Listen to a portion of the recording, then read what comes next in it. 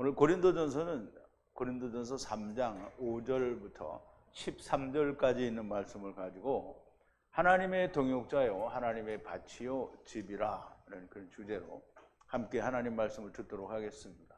우리 먼저 하나님 말씀 볼게요. 제가 한 절 읽고 여러분도 한 절 읽고 그리고 교독하겠습니다. 맨 마지막 절을 우리 함께 봉독합니다. 그런즉 아볼로는 무엇이며 바울은 무엇이뇨? 저희는 주께서 각각 주신 대로 너희로 하여금 믿게 한 사역자들이니라. 나는 심었고 아볼로는 물을 주었으되 오직 하나님은 자라나게 하셨나니 그런즉 심는 이나 물 주는 이는 아무것도 아니로되 오직 자라나게 하시는 하나님 뿐이니라. 심는 이와 물 주는 이가 일반이나 각 자기의 일하는 대로 자기의 상을 받으리라. 우리는 하나님의 동역자들이요 너희는 하나님의 밭이요 하나님의 집이니라. 내게 주신 하나님의 은혜를 따라 내가 지혜로운 건축자와 같이 터를 닦아두매 다른 이가 그 위에 세우나 그러나 각각 어떻게 그 위에 세우기를 조심할지니라. 이 닦아둔 것 외에 능히 다른 터를 닦아둘 자가 없으니 이는 이 터는 곧 예수 그리스도라. 만일 누구든지 금이나 은이나 보석이나 나무나 풀이나 짚으로 이 터 위에 세우면 각각 공력이 나타날 터인데 그날이 공력을 밝히리니 이는 불로 나타내고 그 불이 각 사람의 공력이 어떠한 것을 시험할 것임이니라. 아멘. 우리 잠깐 기도하겠습니다. 전능하시고 또 전지하신 우리 아버지 하나님, 처음 여호와 하나님으로 세상에 오셨다.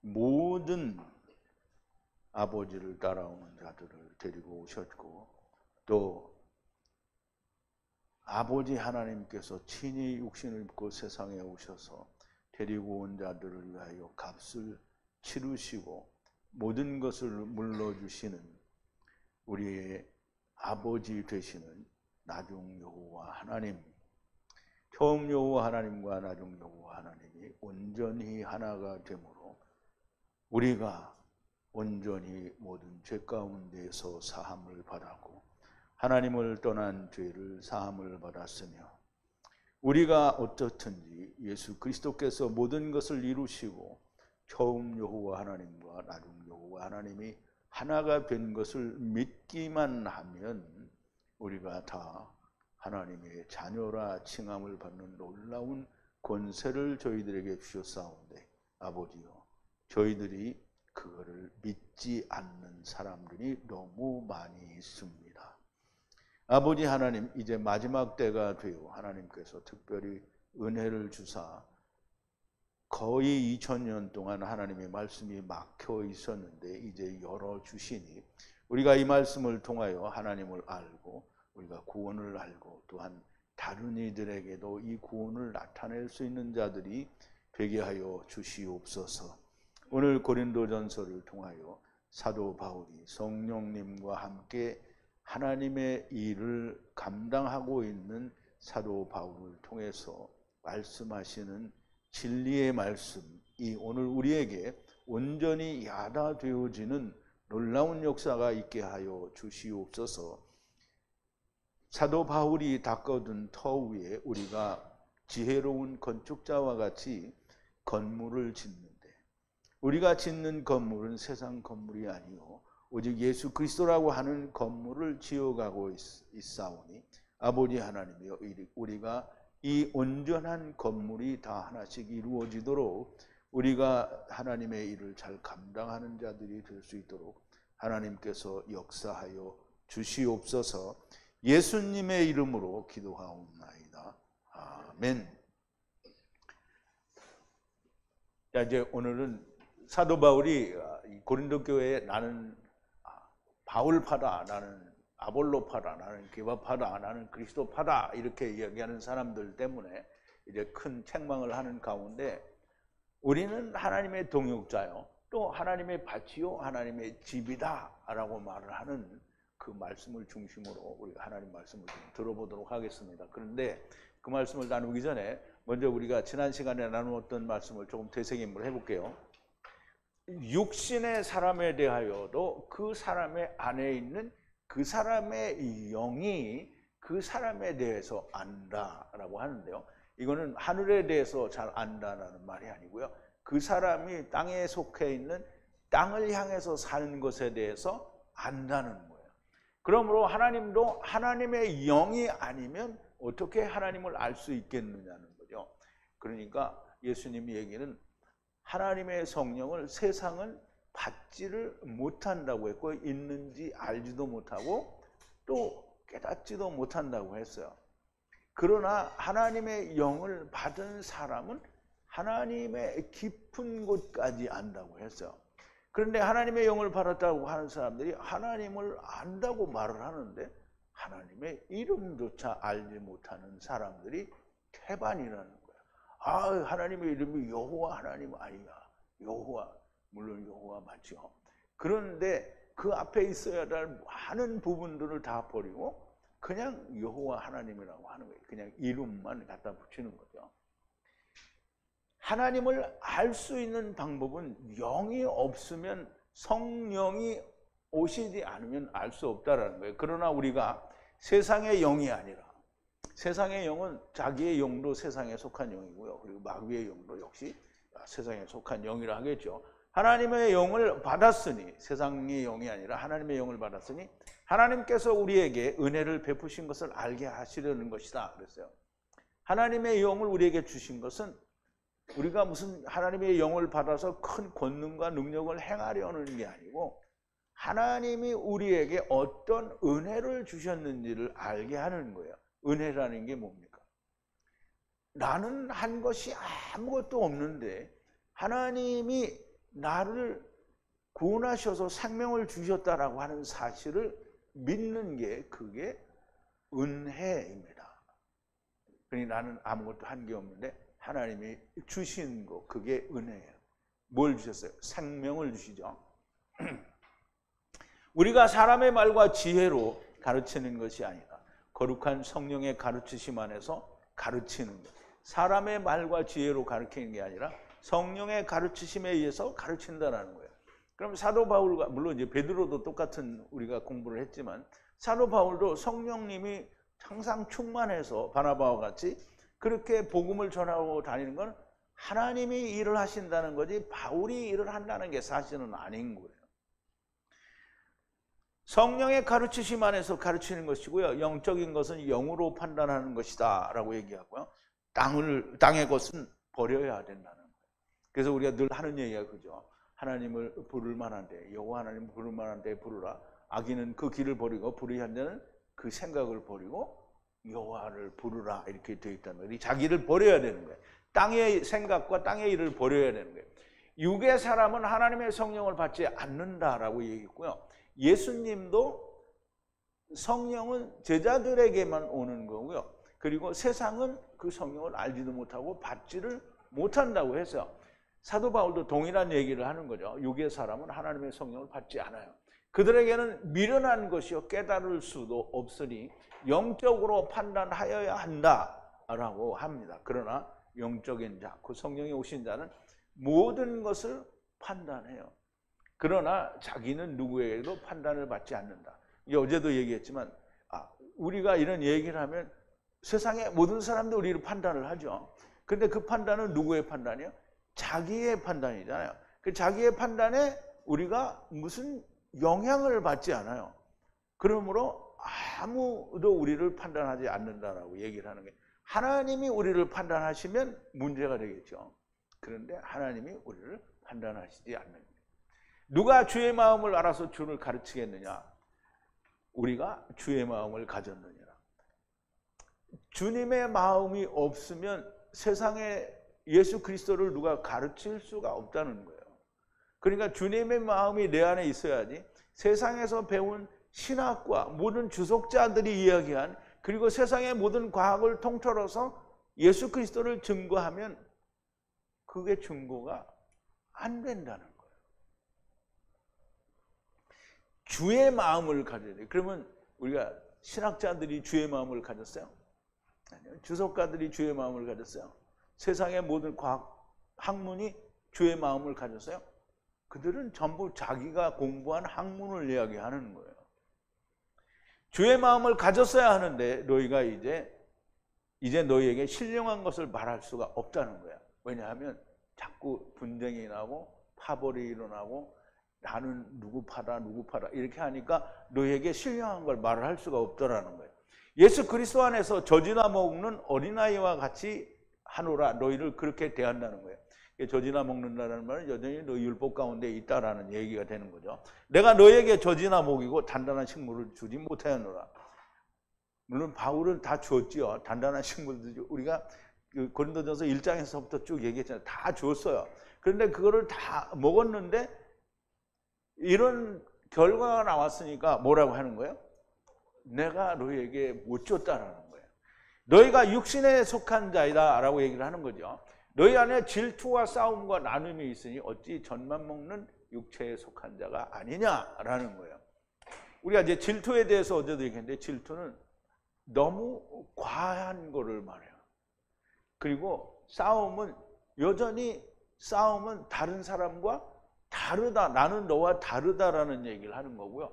나눔이 있다라는 말은 분쟁을 하는 거예요. 이렇게 서로 마음 맞는 사람끼리 한파가 되고 이렇게 한파 돼. 그 여기 너무나 명백하게 바울파, 아볼로파, 게바파, 그리스도파가 있었죠. 너희가 말하기를 나는 바울에게요, 나는 아볼로에게라 하니 너희가 하늘의 것을 보지 못하는 땅에 속한 자가 아니냐라는 말이 우리가 지난 말씀의 그 요점이기도 합니다. 바울도 아볼로도 게바도 다 땅에 그 이름을 가진 자요. 너희에 속한 것은 오직 하나님의 나라요. 예수 그리스도에게 속하였건만 무슨 소리를 하는 것이냐? 그들이 너희를 위해 십자가에 죽었느냐? 그들의 이름으로 침례를 받았느냐? 정신 차리라 라는 얘기가 우리 지난 시간에 말씀의 요약입니다. 4절까지 우리가 했죠. 5절입니다. 그러면 너희들이 뭐 바울 파라 아볼로 파라 이렇게 얘기를 하는데 바울은 무엇이고 아볼로는 무엇이냐? 그러나 종으로서 너희를 믿게 하는 것이고 주님이 각자에게 주신 대로 종으로서 너희에게 믿게 한다라는 그런 뜻이죠. 그러면 무엇이냐? 그러므로 바울은 무엇이냐는 거예요. 그러면 아볼로는 무엇이냐? 그러나 섬기는 것에 의해서 믿게 하는 거예요. 너희를 믿게 하는, 그리고 모두 같이 주님께서 주신 그것으로 너희를 섬기는 자. 이게 섬기는 자는 뭐 쉽게 말하면 디아코노스예요. 디아코노스. 종이죠. 종은 세상 마귀의 종이 아니고요. 하나님의 종을 말하는 거예요. 하나님의 종은 뭐라 그러죠? 베냐민이죠. 그리고 에베드예요. 그러면 에베드는 하나님의 말씀을 받은 그걸 전하는 사람이 하나님의 종이에요. 그럼 이제 바울과 바나바는 그걸 전하고 있다라는 거죠. 너희가 속했다고 하는 바울과 아볼로는 그러면 무엇이냐? 그들은 종으로서 너희를 믿게 하는 자라는 거예요. 주님이 주신 은혜대로 하는 종이라는 거예요. 자, 6절인데요. 나는 심었고 아볼로는 마시게 하였고 하나님은 자라게 하셨다라고 하는데요. 하나님은 자라게 하셨다라는 말이 아니고요. 열매를 맺게 하신다라는 말. 자, 이제 나는 심었어요. 이게 히브리어로는 나타예요. 나타. 하나님이 에덴 동산을 창설하셨다 이 말이 나타인데요. 그게 심었다라는 말이에요. 그리고 노아가 포도원을 심었다라고 할 때에도 역시 나타예요. 그리고 이제 바울은 이렇게 심은 거예요. 아볼로는 마시게 했어요. 마시게 했다라는 말은 아브라함의 종 그 엘리에셀이 리브가를 만나기 위해서 바단 아람에 갔을 때 리브가가 궁창 아래에 물을 떠서 가지고 올라와서 궁창 위에 물이 되게 해서 마시게 했다라는 그 마시는 걸 말하는 거예요. 그리고 노아가 포도원에서 포도주를 먹고 장막 안에서 벌거벗었다 그러죠. 그 포도주를 마신 거예요. 마신 거. 그러나 하나님은 자라게 하셨다라고 하는데 하나님 자라게 하시는 게 아니고요. 파라흐의 열매를 맺게 하셨다라는 말이에요. 열매를 맺게. 그러면 예수 그리스도라고 하는 생명나무를 심었어요. 그리고 아볼로는 그게 무슨 말인지 알아듣도록 마시게 했어요. 그러면 먹고 마셨는데 아무 결과가 안 나고 그냥 이렇게 자라나기만 하면 말이 안 되는 거죠. 열매가 맺어진 거예요. 열매가. 자, 이제 하나님께서는 에덴을 심으셨다라고 하는데, 우리가 창세기를 하면서도 공부를 했는데 에덴 동산을 심으셨다라는 말은 우리가 잘 이해를 해야 됩니다. 그럼 이제 우리가 창세기를 할 때는 충분하게 성경의 전체적인 그림이 잘 이해가 되지 않았지만 지금은 너무 잘 이해가 됩니다. 그럼 이제 에덴 동산을 심었다 그러면 에덴 동산이라는 거를 심었으면 에덴 동산에 무엇과 함께 같이 심은 거잖아요. 그럼 에덴 동산에 뭐가 있었어요? 선악을 알게 하는 나무와 생명나무로 같이 있었단 말이죠. 우리가 한번 보죠. 창세기 2장인데요. 여호와 하나님이 동방의 에덴 동산을 창설하시고, 이 창설한다는 말이 나타예요. 나타. 이게 이제 심었다라는 말이에요. 심었다라는 말. 동산을 창설하시고 그 지으신 사람을 거기 두시고 여호와 하나님이 그 땅에서 보기에 아름답고 먹기에 좋은 나무가 나게 하시니 동산 가운데는 생명나무와 선악을 알게 하는 나무도 있더라. 그럼 에덴 동산을 창설하셨다라는 말은 생명나무와 선악을 알게 하는 나무를 다 함께 심었다라는 얘기예요. 그 어디에? 에덴 동산에. 에덴 동산은 어디라고 했죠? 세상이라고 했죠. 그러면 고정시키다 또는 심다 그러면 이제 여호와 하나님이 에덴 동산, 고대의 에덴 동산에 심었고요. 거기에 또 두셨어요. 뭐를? 사람을 두셨다 그랬어요. 에덴 동산을 하나님이 심었어요. 그러면 노아가 포도원을 또 심었어요. 그 심은 게 똑같은 거예요. 생명나무와 선악을 알게 하는 나무를 함께 거기에 심은 거예요. 그런데 바울이 심은 것은 아브라함이 브엘셰바에 에셀나무를 심은 것과 같은 거예요. 그러면 이제 하나님이 세상에 이걸 심은 거나 아브라함이 브엘셰바에 에셀나무를 심어요. 그래서 에셀나무는 뭐라 했어요? 생명나무라고 했죠. 우리가 이제 한번 보죠. 창세기 21장 33절인데요.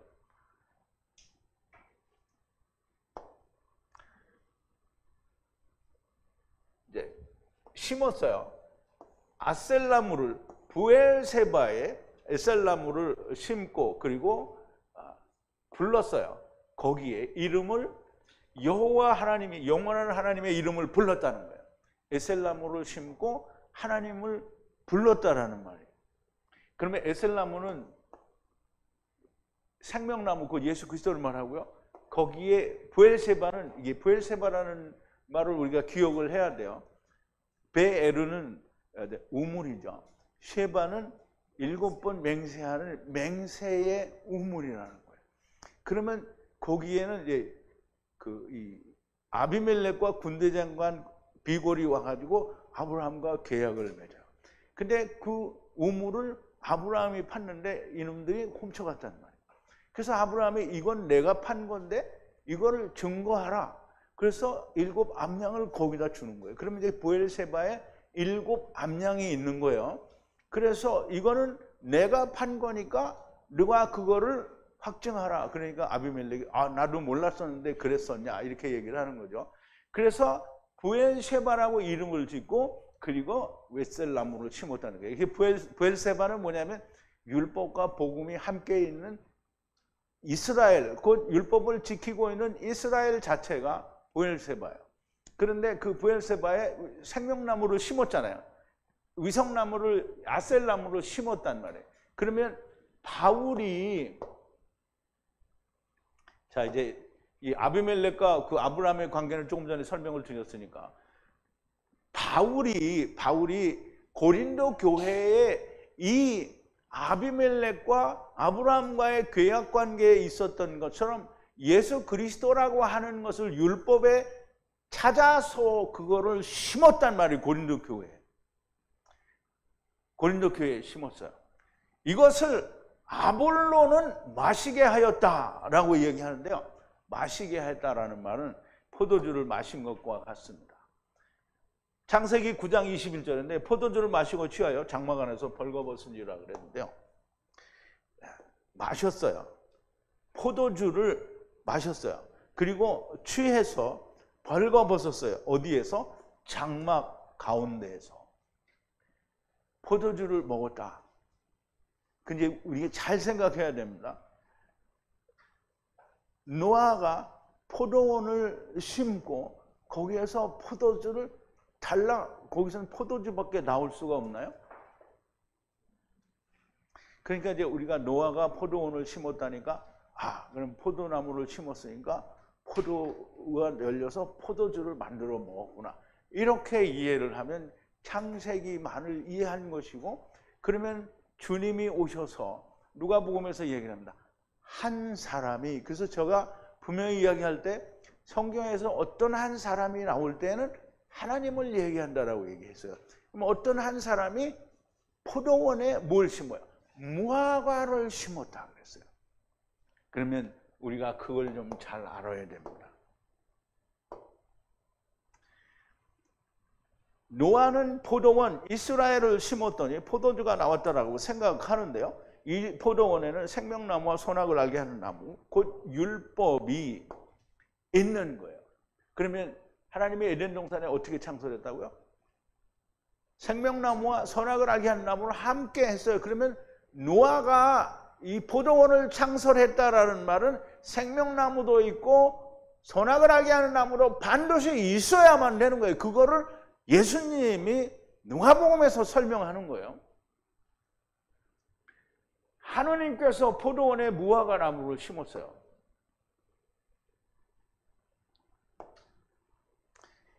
누가복음 13장인데요. 이에 비유로 말씀하시되 한 사람이 포도원에 무화과 나무를 심은 것이 있더니 와서 그 열매를 구하였으나 얻지 못한지라 과원지기에게 이르되 내가 3년을 와서 이 무화과 나무의 실과를 구하되 얻지 못하니 찍어버리라. 어찌 땅만 버리느냐. 대답하여 가로되 주인이여 금년에도 그대로 주소서 내가 두릅하고 거름을 드리니 이후에 만일 실과가 열면이거니와 그렇지 않으면 찍어버리소서 하였다 하시니라. 이 말씀이 전에는 분명하게 잘 이해가 안 했어요. 근데 지금 너무 명백하게 이해가 되잖아요. 한 사람이 하나님이 포도원에 무화과 나무를 심었어요. 그러면 이게 창세기에서 에덴 동산에 생명나무와 선악을 알게 하는 나무를 심었다는 말과 같은 말이에요. 그러면 노아가 포도원을 심었다라는 말은 거기에 생명나무와 선악을 알게 하는 나무 무화과가 함께 있다라는 거예요. 무화과는 율법을 말하는 거잖아요.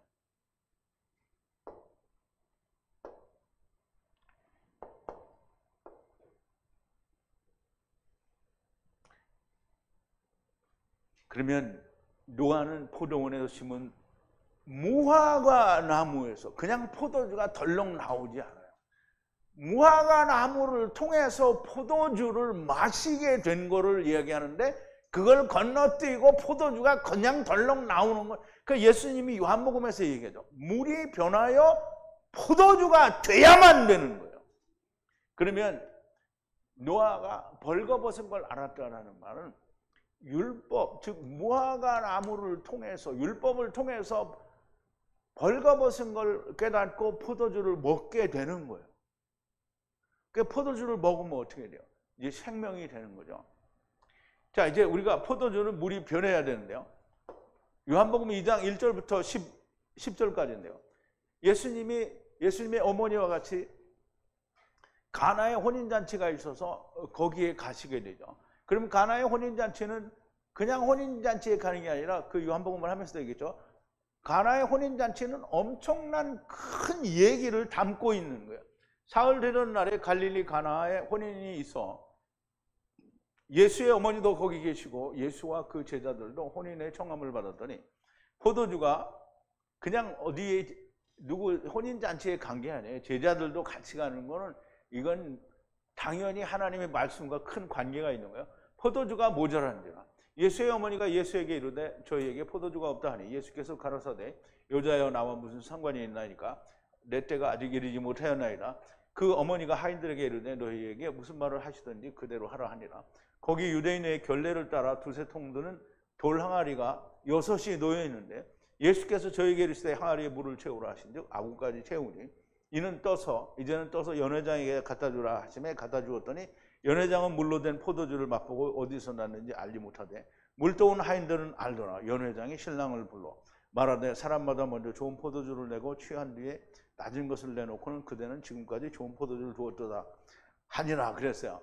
그러면 이 물이 변하여 포도주가 된다는 얘기는 우리가 요한복음 할 때도 다 자세히 했는데, 물이 6항아리잖아요. 그러면 율법이 예수 그리스도를 만나서 포도주가 되는 거예요. 그럼 포도주를 마시면 노아처럼 벌거벗게 된다는 거예요. 벌거벗으면 어떻게 해요? 하나님이 오시겠죠. 하나님이 오시죠. 아볼로는 고린도 교회에 이렇게 그 하나님의 말씀 생명나무를 어떻게든지 설명을 해서 다 먹게 하는 거예요. 그래서 아볼로는 교회에 마시게 했다라는 거예요.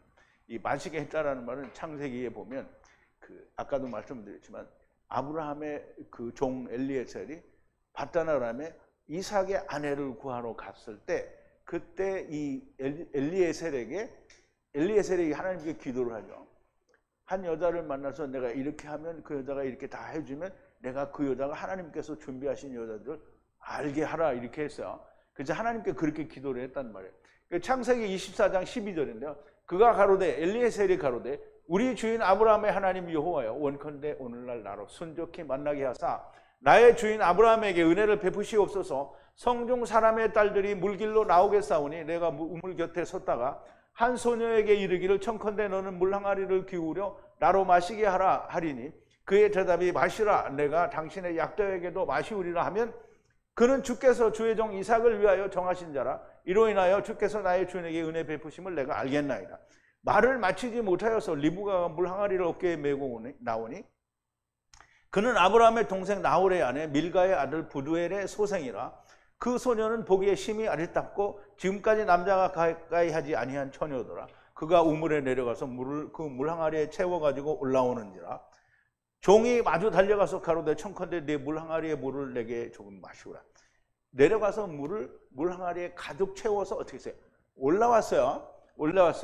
내게 조금 마시우라. 그가 가로되 주여 마시소서 하며 급히 물 항아리를 손에서 내려 마시게 하고 마시우기를 다하고 가로되 당신의 약대도 위하여 물을 길어 그것들로 배불리 마시게 하리이다 하고 급히 물 항아리에 물을 그 위에 붓고 다시 기르려고 우물로 내려가서 모든 약대우를 위하여 물을 깃는지라.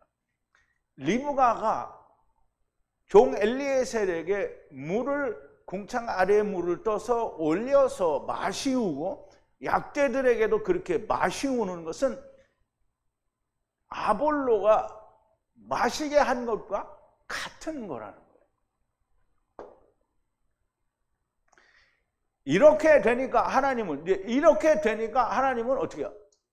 열매도 안 맺고 아직 이렇게 자꾸 자랑해요. 어느 천년에 다 생명나무를 주고 다 풀어줬는데 아직도 모르면 고린도 교회에 되는 거예요. 그때 내가 또 소리 질렀다고 방방 뜨는 사람들이 있어요. 하나님이 열매를 맺게 하는 거예요. 자, 이제 7절인데요. 그러므로 심는이나 마시게 하는 이나 무엇이 아니라는 거예요. 아무것도 아니라는 거죠. 열매 맺게 하시는 이는 하나님 뿐이시라고 했어요. 그런즉 아니다는 거예요. 심는 자나 마실 것을 주는 자나 아니라는 거예요. 그러나 열매를 맺게 하시는 이는 하나님이시라는 거예요. 그런데 이제 보세요. 우리가 그냥 세상에 예수 믿는 사람들이 열심히 주잖아요. 막 자기들은 생명나무를 하고 막 열심히 주잖아요. 그죠? 또 열심히 마시게 해요. 그런데 또 그걸 먹고 마셔요. 그러면 하나님이 열매를 맺게 해요? 안 해요? 말씀이 없으니까 열매가 안 맺어져요.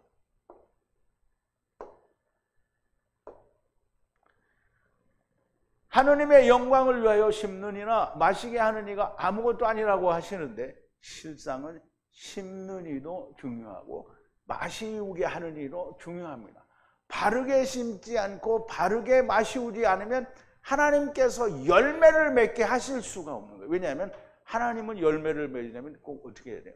하나님의 말씀이 있어야 열매를 맺어요. 하나님의 말씀이 없는데 막 열매를 맺게 해주면 그건 누구예요?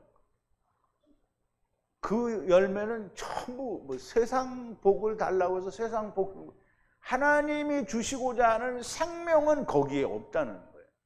그러니까 그런 거 좋은 사람은 거기 가서 막 찬양대도 하고 막 다 하시고 막 신나게 예수 믿으세요. 근데 하나님과는 상관이 없는 사람이 됩니다.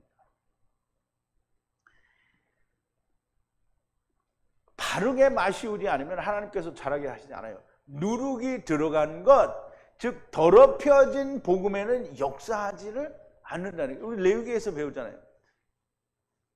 제물이, 화목 제물이 더럽혀졌으면 그거 먹으면 안 된다는 거예요. 근데 이제 우리말 번역에는 어떻게 더러운 놈은 먹지 말라 이렇게 되죠. 그러면 더러운 놈이 먹어야 깨끗해지는 거지, 더러우니까 안 먹으면 깨끗한 놈이 먹으라는 거잖아요. 그럼 이 세상에 깨끗한 놈이 어디 있냐고요. 그러니까 자꾸 사람들이 자기를 의롭게 만들고, 그 유대인들이 그런 거잖아요. 자기를 의롭게 만들고 하느님이 나를 먹어주기를. 자기가 더러워요. 더러운 자가, 예수님이 얘기했잖아요. 삭개오 왜 구원받았어요? 죄인이기 때문에 구원받은 거예요. 그러면 죄인을 부르러 왔지 내가 의인을 부르러 온 게 아니라는 말을 이해를 못하는 거예요. 그거 맨날 설교하는데 진짜 참된 의미가 뭔지를 몰라요. 자, 8절인데요. 심는 자와 마시게 하는 자가 모두 하나예요. 그러나 자기의 수고를 따라서 자기의 삭을 받을 것이라 그랬어요.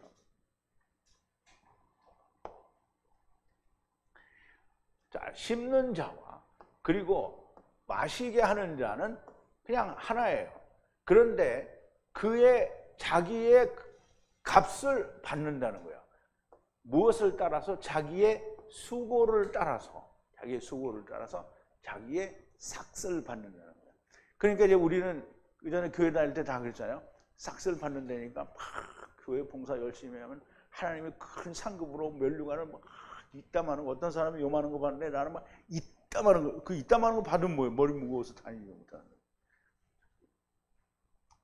삭을 준다는 거예요. 삭을. 그러면 내가 예수 그리스도를 막 심고 뭐 물을 막 주었어요. 그러면 무슨 삭을 받아야 돼? 그럼 이제 그거 했으니까 하느님이 뒷주머니에서 돈 꺼내가지고 야 이건 너 자기의 수표 100만 원짜리인데 너 이거 해라. 이런 삭을 주는 거예요? 자기가 일했으니까 그 일한 그 사람이 생명을 얻어야 그게 내 삭인 거예요. 아, 내가 그렇게 했는데 그 사람이 생명을 못 얻었어. 그럼 내가 일한 수고한 값이 있는 거예요? 없는 거예요?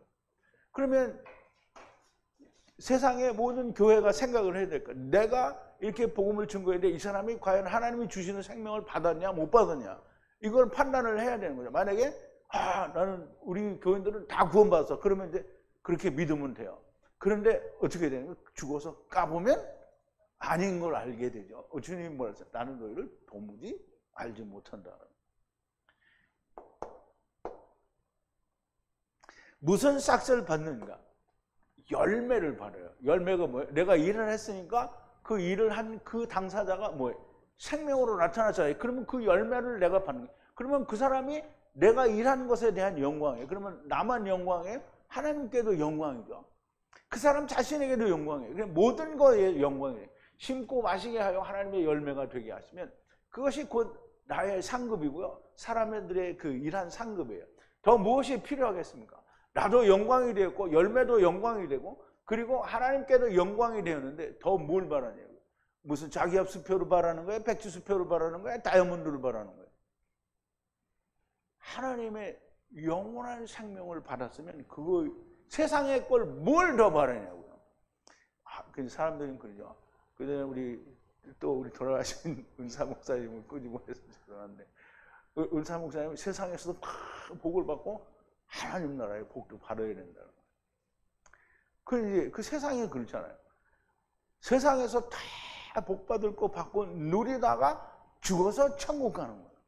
그런데 세상 거 다 그러면 바울이나 베드로나 이렇게 믿음의 선진들이 세상에서 다 누리다가 그리고 천국 갔어요?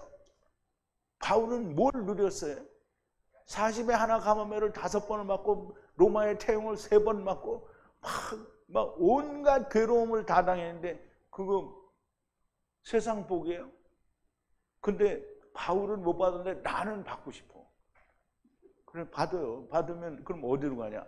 음부로 가겠죠. 자, 9절인데요. 우리는 하나님의 동역자요, 하나님의 밭이요, 하나님의 집이라 그랬어요. 그럼 이제 우리는 모두를 말하는 거죠. 우리는 먼저 하나님과 하나가 된 자나 또 하나가 되어야 될 자나 이 다른 아직 안 된 모든 사람들이나 다 우리는 하나님의 동역자예요. 같이 일을 하는 거고요. 그리고 그들이 하나님의 밭이에요. 그리고 그들이 하나님의 집이 되어야 할 자들이에요.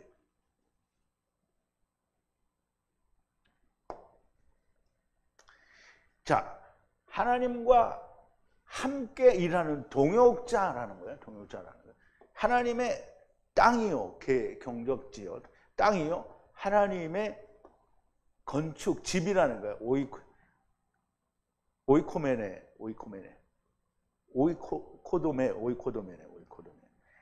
이게 집이라는 거예요. 건축물이라는 거죠. 하나님과 함께 일하는 일꾼이요, 하나님의 밭을 하나님의 집으로 만드는 일꾼이라는 거예요. 나도 아무 값도 지불하지 않고 일꾼이 되었으니 아무 값도 받지 않고 받은 것을 나누어 주는 것이 일꾼입니다.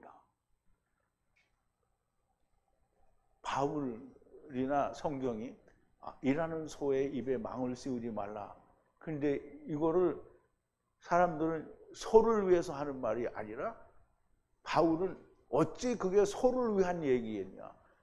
앞에서 일하는 자에게 먹을 것을 공급하라는 거잖아요.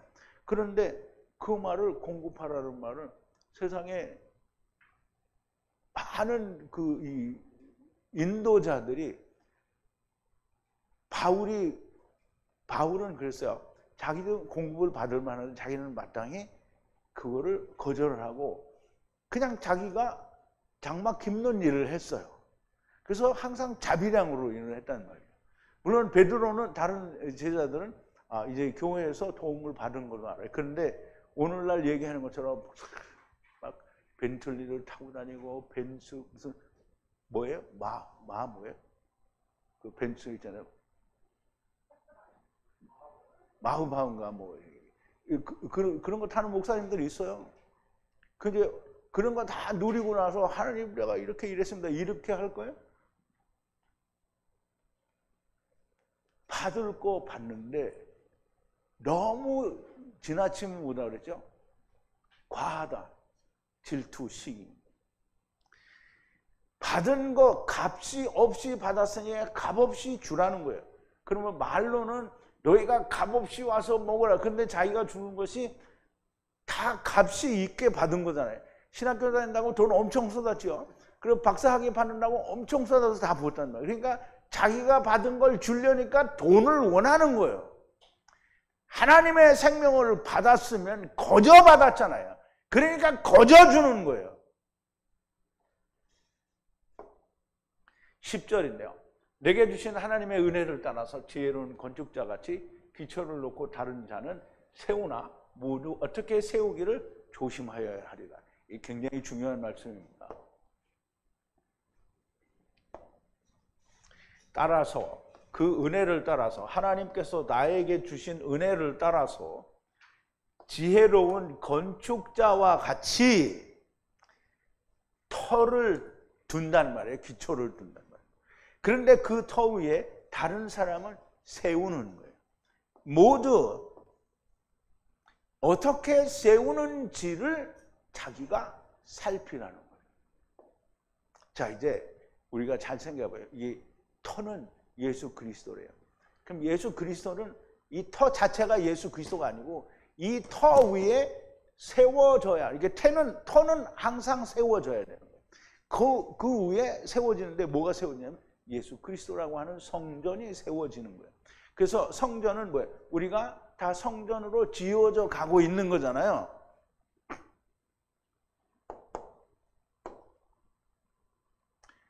나에게 주신 하나님의 은혜를 따라 오직 하나의 은혜밖에 없으나 그러나 고린도 교회를 보면 믿음이 하나가 되지 못한 자들이 생긴다는 것이고요. 그 다른 것을 설명하려는 거예요. 자, 이제 그 터는 여러분들이 지금 제가 말씀을 드리니까 잘 이해를 하시고, 하나님의 동역자들이 어떻게 세우는지 조심하여야 한다는 거예요. 11절인데요. 이 터 위에 또 다른 터를 함께 둘 수가 없으니 이 눕혀진 터는 예수 그리스도라 그랬어요.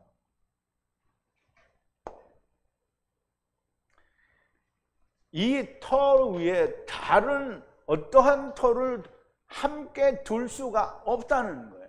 함께 둘 수가. 거기에 눕혀진 그 터는 예수 그리스도라는 거예요. 예수 그리스도라는 그 터 자체가 예수 그리스도가 아니고요. 예수 그리스도로 지어져 가야 될 터라는 거예요.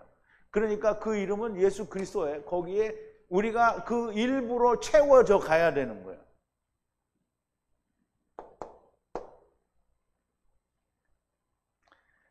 이 말은 터가 예수 그리스도라는 말씀이 아니고요. 터 위에 예수 그리스도라고 하는 건축물이 세워져야 한다라는 거예요. 하나님께서도 이 건물 성전을 지어 가시는 건데요. 먼저 율법으로도 성전을 이루시고 또 율법을 완성하사 온전한 성전을 이루시고 또 성전을 이루어가는 거예요. 그럼 이제 그 이루어가는 걸 우리 한번 보자고요.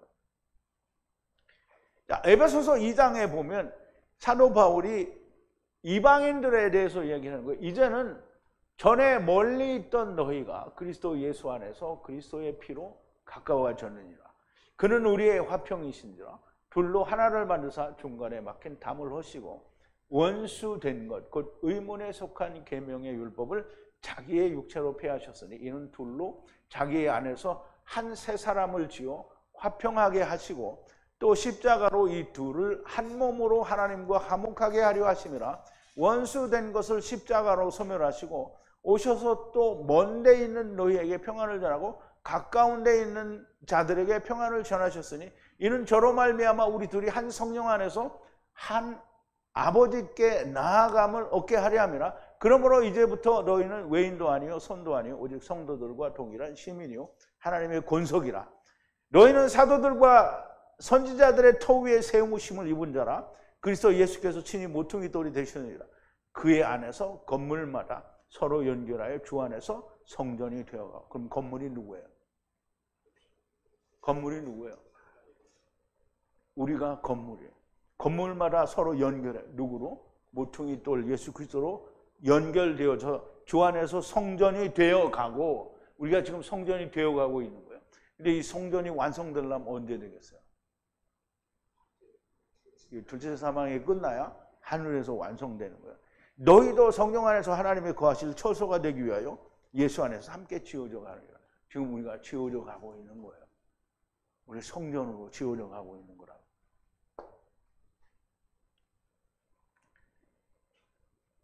교회 위에다가 무엇을 세우는 것이 아니고요. 예수 그리스도가 세워져야 할 터 위에 예수 그리스도를 세우는 거예요. 예수 그리스도를 세우는 거지 무슨 이게 하나님의 성전이라고 막 건물을 막 이불락에서 서북끌락까지 그렇게 다 지어놓으면 그게 하나님의 성전이 아닌 거예요. 자, 12절인데요.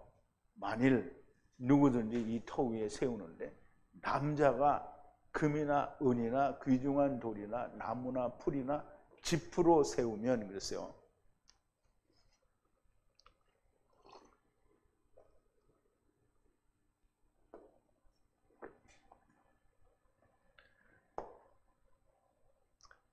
만약 그런데 누구라도 세우면 그 터 위에 세우는데요.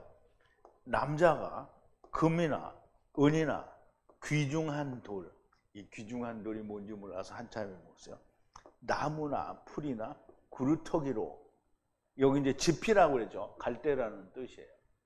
그걸로 세우면 이런 거죠. 그러면 우리가 이제 이 말을 여러분들이 제 강의를 듣고 세상에서 말하는 금이나 은이나 귀중한 돌과 그리고 나무나 목초나 구루터기의 차이가 뭔지를 좀 이해하기를 바랍니다.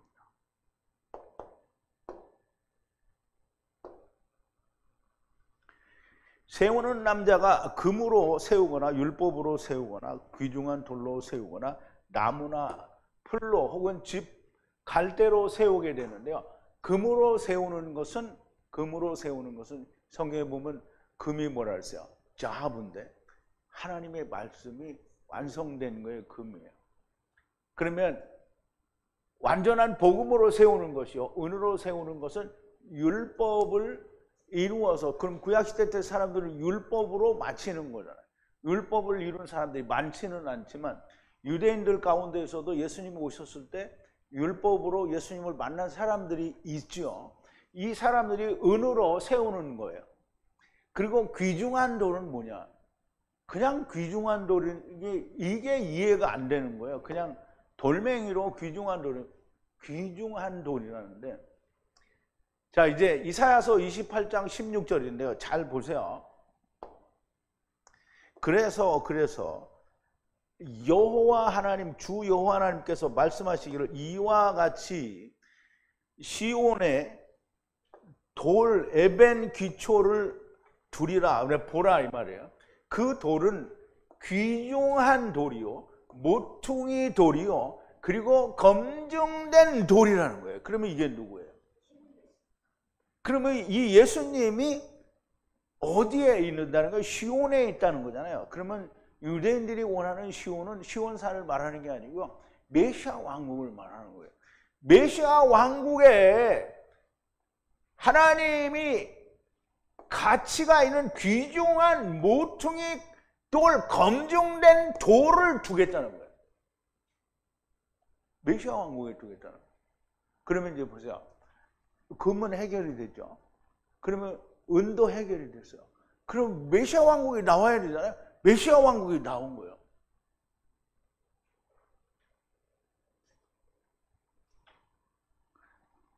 그 이제 기초를 둔다는 말이죠. 이것을 믿는 사람은 이제 핍절되지 않으리라 이런 말인데, 이제 망가지지 않는다는 거죠. 그럼 이제 메시아 왕국에서는 그런 일이 잘 일어나지 않죠. 귀중한 돌로 세우는 것은 메시아 왕국에서 세우는 것이고요. 나무는 선악을 알게 하는 나무로 하는 거고요. 풀은 그냥 율법으로 자빠진 사람들을 말하고요. 갈대는 이방을 말하는 거예요.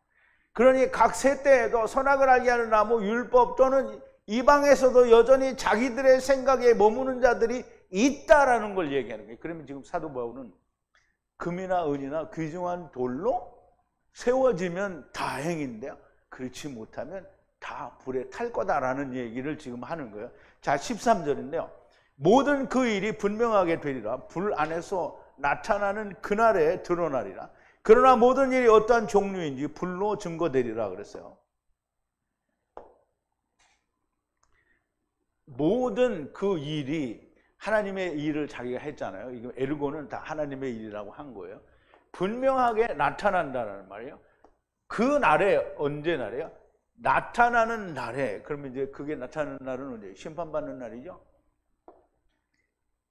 벗겨져서 드러나는데 뭐에 의해서? 불에 의해서, 불에 의해서 다 벗겨져서 드러난다는 거예요. 그리고 모두 그 일이 어떤 종류의 일인지 불로서 증거하고 판단한다. 그러면 이제 우리가 이제 물리적으로 바울이 이야기하는 것처럼 물리적으로 얘기하면 나무나 짚이나 갈대는 어떻게 태우면 다 타서 없어지죠. 그러면 귀중한 돌이나 또 용광로에 넣으면 금도 은도 다 녹겠죠. 그런데 어쨌든 우리가 태우는 불에 의하면 나무나 짚이나 갈대는 다 타서 없어지죠. 그런데 금, 은, 귀중한 돈 안 타요. 그거 얘기하는 거예요. 그런데 물리적인 불도 그런데 성령 하나님이 오셔서 복음이 이루어진 사람은 성령으로 충만된 거고요. 은으로 이루어진 사람도 성령이 충만한 거고요. 귀중한 돌 때에는 성령이 아니지만 하나님이 이루어진 예수 그리스도와 왕 같은 제사장들에 의해서 배워지는 그곳에서는 선악을 알게 하는 나무나 풀이나 갈대 같은 것은 존재하지 않고 그거는 나중에 심판받을 때는 다 타버린다. 그러면 이제 보세요. 타버리면 어떻게 해야 되냐. 다 망해놓은 거잖아요. 그런데 부끄럽게 불 가운데서 구원된다라고 바울이 얘기를 하죠. 바울의 얘기가 아니라 하나님의 얘기입니다. 불로 시험한다. 불은 하나님의 불이고요. 하나님의 불은 성령을 나타내는데요. 물리적인 불로 태우는 것이 아닙니다. 물론 사도 바울이 물리적인 불로 태우는 것을 염두에 둬서 사람들에게도 이해하라고 그렇게 얘기를 한 거죠. 물론 물리적인 불로 태워도 나무와 풀과 갈대는 다 타서 없어질 것인데요.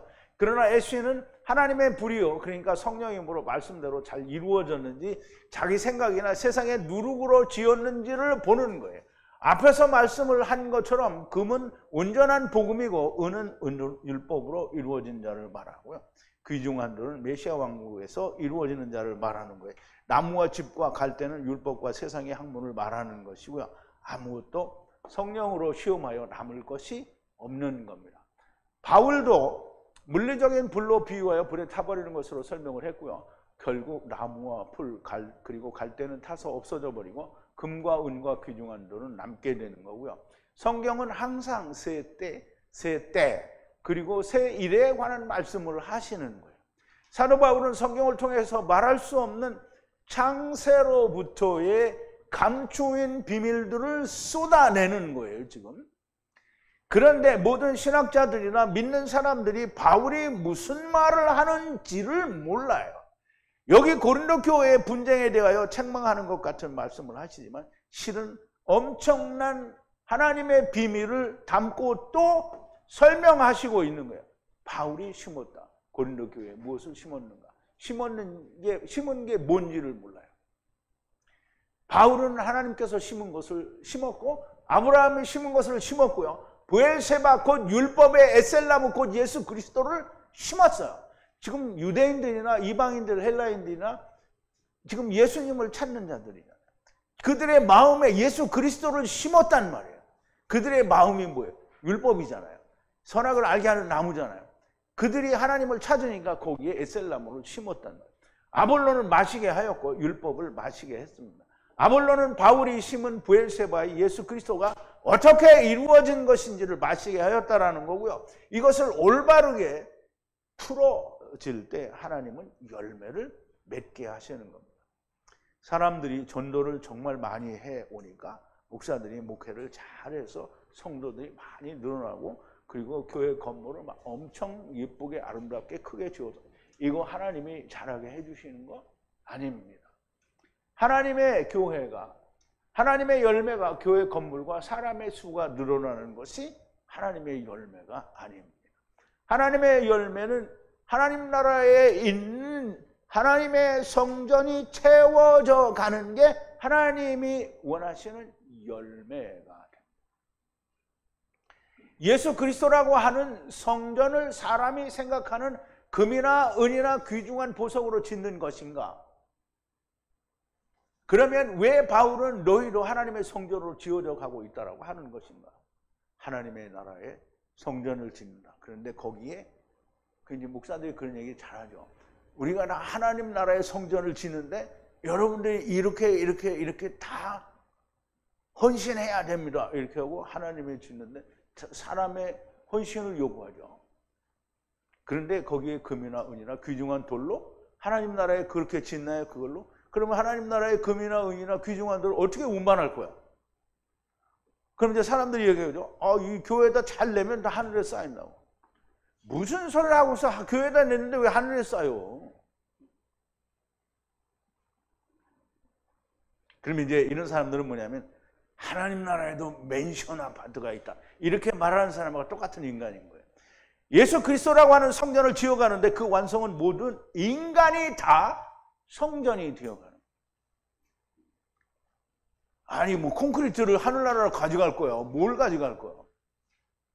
레미콘 갖다가 거기다 부어서 성전을 콘크리트로 지을 거예요. 뭘? 하나님 나라의 성전은 사람이 성전이 되는 거예요. 그래야 완성이 되는 거고요. 신학이나 하나님의 말씀을 전한다는 사람들이 하나님을 전혀 무시하는 것이고요.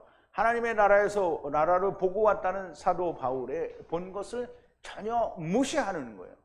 하나님께서 바울에게 보여주신 인간의 말로 가히 이르지 못할 말을 들었다고 하고 그걸 설명해 주는데 사람들이 바울의 글을 보고 해석하는 것을 보면 그런 말은 하나도 하지 않아요.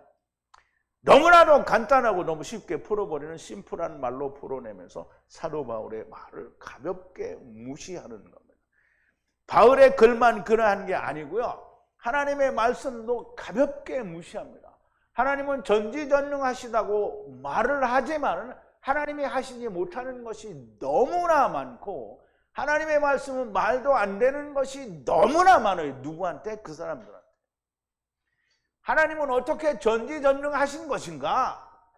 안 되는 것도 많고 안 맞는 것도 그렇게 많은데 어떻게 하나님이 전지전능하신 하나님이 되는 거예요? 주둥이로만 그렇게 말하는 거예요. 사람에게도 이해가 안 되는 말을 하시는 분입니까? 바울이 얘기했잖아요. 육신에 속한 사람은 하나님의 성령의 일을 받지 않는다. 못하는 거예요. 그러니까 이상한 소리만 하는 거예요. 전능하신 하나님 앞에서 하나님의 이것은 정말 말도 되지 않는 것 아닌가요? 라고 하나님께 삿대질하고 따지는 걸 지금 그럴 수 있어요, 사람이? 근데 신학이 그렇게 하는 거잖아요. 이건 신학적으로 검증이 안 됐다. 이게 바로 그 말이에요. 정말 신학자들이나 세상에 예수 믿는 사람들은 하나님이 전지전능하신 것을 믿는 것인가? 의심스럽죠. 그런 생각이 들 때가 너무 많습니다. 입으로만이 아니고 학문으로만이 아니고 정말 믿음으로 하나님의 전지전능하심과 하나님의 말씀에 전혀 오류가 없는 것을, 또 해석이 안 되는 것이 전혀 없는 것을, 그리고 하나님의 감추이신 비밀을 다 이해하고 믿는 사람들이 정말 많았으면 좋겠습니다. 우리 기도하겠습니다. 거룩하신 여호와 아버지 하나님, 감사와 찬송과 영광을 돌립니다. 오늘도 사도 바울이 고린도 교회를 위해서 책망하는 말씀 가운데 하나님께서 창세로부터 덮어두신, 감추신 그 비밀들을 이렇게 덮개를 확 벗겨서 저희들에게 알려주시니 아버지여, 감동과 은혜와 하나님의 사랑이 넘치는 것을 저희들이 깨닫게 됩니다. 아버지 하나님, 우리에게 날마다 시간마다 하나님께서 열어주시는 진리의 말씀을 인하여 우리가 더욱더 하나님의 말씀에 대하여 정진하고 우리가 마땅히 바울처럼 또 베드로처럼 우리가 주의 일을 잘 감당하는 그런 사람들이 다 되어질 수 있도록 하나님께서 저희들을 이끌어 주시옵소서. 예수님의 이름으로 기도하옵나이다. 아멘.